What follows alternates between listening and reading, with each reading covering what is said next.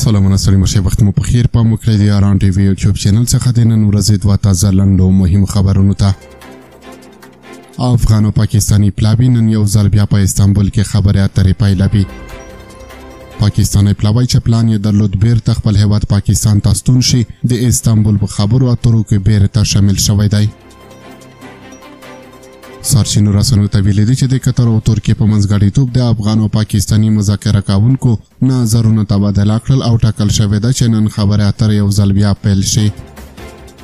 سرچینو زیاته کړې ده چې پاکستاني پلاوی تېره شپه له استانبول څخه پرته له دې چې یوې موافقې ته ورسیږي ووت. او وروستی خبر ده چې د عمران خان ګوند د پاکستان دفاع وزیر په هغو څرګندونو سختې نیوکې وکړې چې ویلي دي د طالبان حکومت به له منځه یوسي.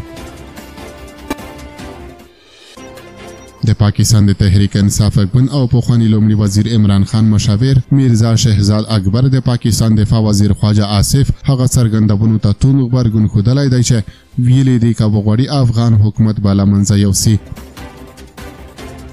شهزاد اکبر ویلي دي نه پوهیږي چې خواجه آصف ته دغه ټویټونه څوک تیاروي خو له یوه فدرالي وزیر څخه د داسې لهجې تمن نشي کېدی. نوموړي ویلي دي چې آصف باید د یوه خپلواک دولت د وزیر په څېر عمل وکړي. په ټولنیزو رسنیو کې د سړک غاړې جنګیالي رول لوبول ورسره نه ښایي. نوموړي په دې اړه ویلي دي له تاریخ څخه باید زده کړه وشي. له لسیزو راهیسې میلیاردونه ډالر او ځواک د افغانستان په اداره کولو او ماتولو کې پاتې راغلي دي. ګواښونه او سینه ډبول تاسو بریا ته نشي رسولی. تاسو باید له ستراتیژۍ، ډیپلوماسۍ او صبر څخه کار واخلئ. د عمران خان دغه مشاور ویلي دي نغدې پیسې ملتونه نشي ماتولی.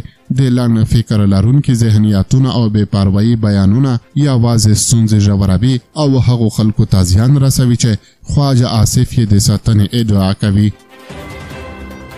نوموړي خبرداری ورکړی دی چې که د پاکستان حاکمه طبقه سیمه ییز ثبات غواړي نو د سیاست له چینلونو د کار واخلي، ټلیفون دې پورته کړي، شاته چینل دې پرانیزي، پارلمان ته د لنډ معلومات ورکړي او د مناسبو ډیپلوماتیکو او څو اړخیزو چینلونو له لارې د شواهد وړاندې کړي.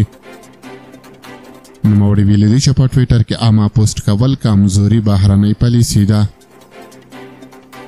د شهزاد اکبر په خبره د پاکستان ګاونډیو ترمنځ ستونزې د خبرو اترو او دوامداره ښکیلتیا له لارې حل کیږي، نه د سپکاوي یا تشو ګواښونو له لارې.